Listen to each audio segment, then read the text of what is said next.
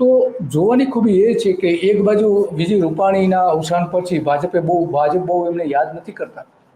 Social media ઉપર તો એમને કોઈ કાર્યકરો પણ યાદ નથી કરતા. નેતા ગયા, બધી વાત ભૂલાઈ ગઈ, ભલે પક્ષ માટે ગમે એટલું કામ કર્યું હોય.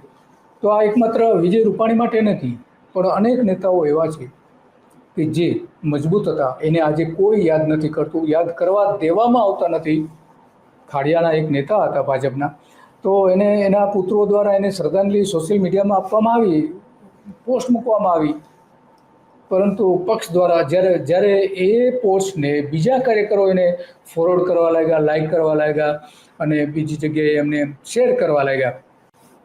તો પક્ષમાંથી કેટલાક નેતાઓએ એને ફોન કરીને કહ્યું, જે લોકો શેર કરતા હતા, કે ભાઈ તમે આ નહીં કરો, આ પક્ષનું કામ નથી, એના કુટુંબ દ્વારા જે કંઈ કરવું તે કરશે.